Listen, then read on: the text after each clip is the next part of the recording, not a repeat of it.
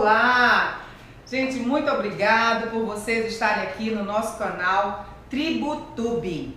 A aula de hoje nós iremos falar sobre direito tributário. Nosso tema é imposto sobre importação. Queremos agradecer aos alunos aqui presentes, aos acadêmicos de direito, esses que estão presenciais e vocês que estão online aí, deem um like curtindo o nosso canal TribuTube. O tema de hoje, imposto de importação, está fundamentado no artigo 153, parágrafo 1º da Constituição Federal. Qual o conceito? Ele é um tributo marcadamente extrafiscal. Qual o objetivo desse tributo? É não carregar tributos para os cofres públicos federais, mas sim ele serve como mecanismo de controle sobre a importação. O fator gerador dele será a entrada de produtos estrangeiros no território nacional. Muito bem, o que fica caracterizado essa entrada de produtos estrangeiros no território nacional? Vamos colocar um exemplo aqui, o nosso Porto de Santana. Será que essas mercadorias, quando chegam e ficam ancoradas no porto, elas deram entrada no território nacional? Sim, mas juridicamente, para nós, esta entrada só se caracteriza através do despacho aduaneiro. Dando continuidade ao nosso assunto, imposto de importação, no artigo 153, parágrafo 1º da Constituição Federal, o elemento espacial é onde será tributado este imposto. Quando a mercadoria dá entrada no território nacional, é quando ela será tributada sobre a sua mercadoria. O elemento temporal, o registro da respectiva declaração do imposto de importação, ou seja, quando a mercadoria entrou, não é a mercadoria, mas sim a parte documental, o lado jurídico da coisa. Então, esse registro é quando será tributado sobre a mercadoria. O elemento quantitativo é quanto será pago sobre o tributo. A alíquota de base de cálculo. Como será feito? Nós temos a alíquota específica, a de valorem e arrematação. Tudo isso está fundamentado no artigo 20 do CTN. Como é a alíquota específica? Um produto específico, nós temos também os minérios. Por exemplo, se tem uma taxa fixa no valor de 100, 200 reais, será cobrado esse valor fixo sobre este produto específico. A de valorem é um percentual em cima da mercadoria. Será tributado este percentual. De arrematação são aqueles produtos abandonados que foram leiloados, então a Receita faz este leilão e a pessoa que fizer através de arrematação será tributado a alíquota em cima do valor ofertado do lance. Prosseguindo ao imposto de importação, nós temos o sujeito ativo e o sujeito passivo. O sujeito ativo compete à União, por ser um imposto. Sujeito passivo, nós temos o contribuinte. O contribuinte, ele se classifica em o importador, pessoa jurídica, ou a quem a lei equiparar.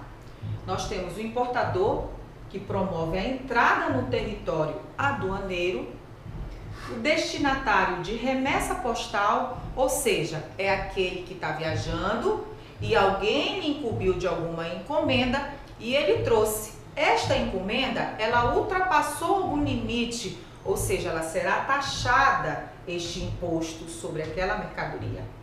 O arrematante são aqueles que foram feitos por leilões através da Receita Federal ou de abandonos. O valor do arrematante será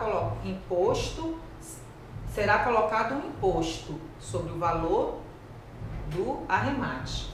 O representante tributário, eu não tenho nada a ver com a mercadoria, mas eu sou representante, será taxado sobre mim, o representante. Depois eu posso buscar as formas cabíveis, legais, para restituir este valor, mas eu no momento serei taxado. O transportador, eu trago a mercadoria, se não tiver sido nenhuma ultrapassada o limite, eu irei pagar sobre o imposto sobre essa mercadoria que eu estou transportando. E o depositário, eu guardo essa mercadoria, também eu irei ser taxado sobre essa mercadoria que está devidamente depositada. O lançamento. Como é feito este imposto? Ele pode ser feito, por regra geral, através de homologação, que compete ao importador com base de cálculo, né, do montante, e o seu recolhimento é antecipado. Ou seja, quando a mercadoria chega, eu já reconheci a saída dela, ela deu a entrada jurídica, logo já foi recolhido o imposto. Ou através de declaração, que é a declaração de bagagem acompanhada. Eu venho com uma mercadoria, algo ultrapassa esse limite e será inserido o imposto em cima daquilo que foi ultrapassado. Qual o princípio? Por ser um imposto extrafiscal, ele rompe algumas barreiras legais, né? A finalidade por ser extrafiscal, desde que obedeça a limites legais e o princípio da anterioridade e noventena. Ou seja, no momento que dê a entrada da mercadoria no território nacional, o imposto ele terá efeito, o aumento pode ser imediato. Finalizando o assunto imposto de importação, vamos tirar agora as dúvidas dos nossos acadêmicos que aqui participaram conosco dessa aula e também do nosso público, tirando as dúvidas, o que mais as pessoas têm em dúvidas sobre esse nosso imposto sobre importação. Vamos agora aqui com a participação da aluna. Qual a sua pergunta? Professora, eu estou montando uma loja para importar produto dos Estados Unidos e vender aqui no Brasil. Aí eu quero saber a respeito da alíquota de importação, se ela vai respeitar a anterioridade à noventena ou se eu posso ser surpreendida com a mudança no valor da alíquota. Excelente pergunta, Chay. Isso fala sobre o lançamento, que nós agora falamos a respeito de homologação e declaração. Em se tratando de imposto de importação, ela vai estar trazendo mercadorias estrangeiras. Ao entrar no território nacional, a sua mercadoria já vai ter que estar sendo homologada e já foi recolhido o imposto anteriormente. Agora, se você não fizer esse trâmite de documentação anterior, vai estar em vigor, ela será taxada a alíquota que esteja em vigor, ou seja, você vai entrar num percentual retirado em cima daquela mercadoria.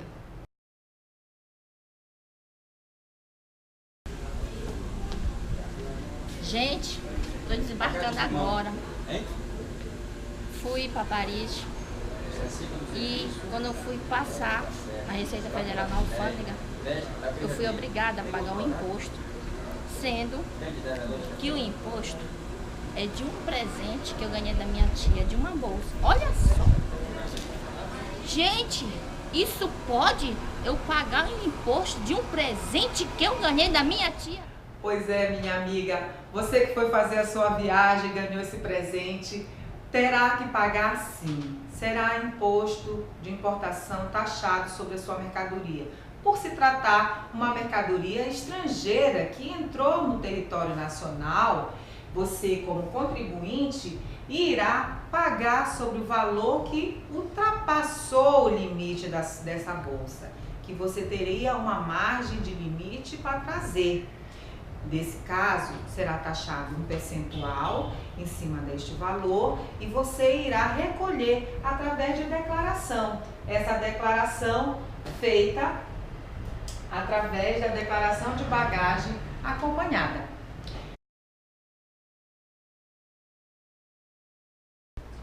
Olá galera, nós estamos aqui no canal Tributube para mais um momento de direito tributário, dessa vez para tratarmos sobre o imposto sobre serviços, com fundamento no artigo 156, inciso 3º da Constituição Federal, e a Lei Complementar 116 de 2003.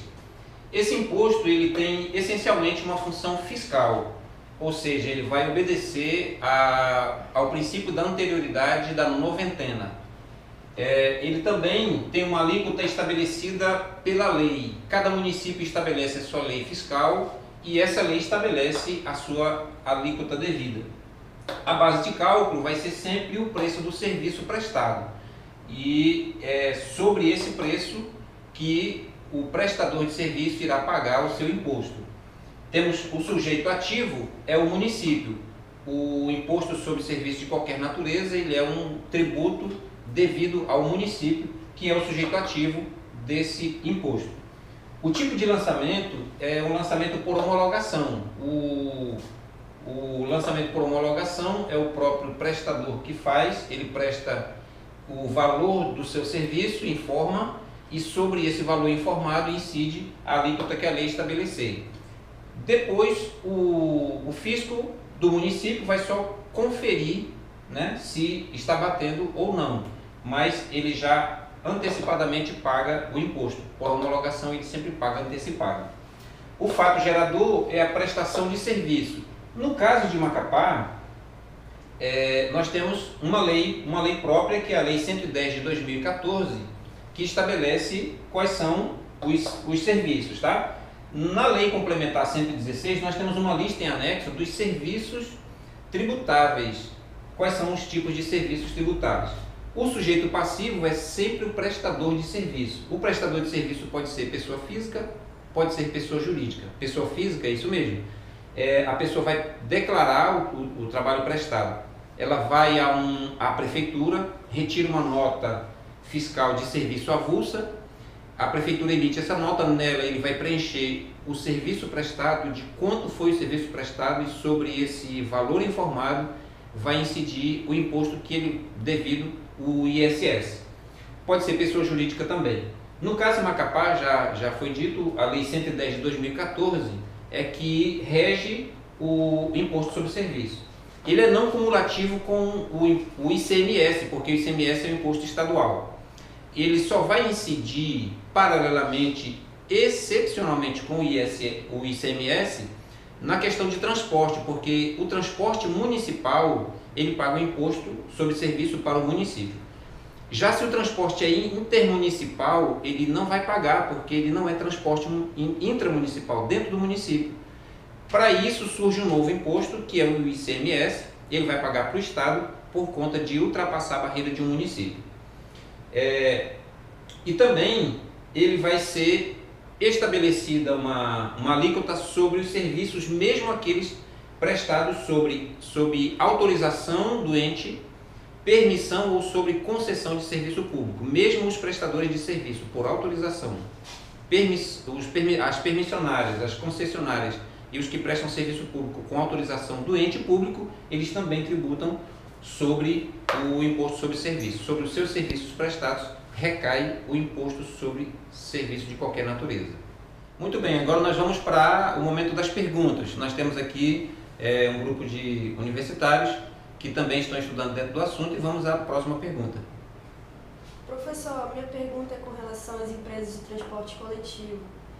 Mesmo que elas recebam a concessão da titularidade de execução do serviço público, a minha pergunta é a seguinte: se ainda assim incide o imposto sobre serviço nessas empresas? É interessante a pergunta, porque a primeira impressão que nós temos é que uma concessionária que presta serviço tipicamente público não teria que pagar o imposto sobre serviço. Mas a lei faz uma observação no parágrafo 3º da Lei Complementar 116, que mesmo as permissionárias, as concessionárias, as que prestam serviço com autorização, incidem imposto. Como que vai incidir imposto? Vai incidir imposto porque eles vão cobrar ou tarifa, ou eles vão cobrar preço, ou eles vão cobrar pedágio. Então, sobre esse valor arrecadado pela prestação de serviço, pago pelo usuário do serviço, incidirá o imposto sobre serviço de qualquer natureza. Exatamente. Estamos falando de Macapá, Amapá. O Brasil que queremos para o nosso futuro é um país com menos impostos.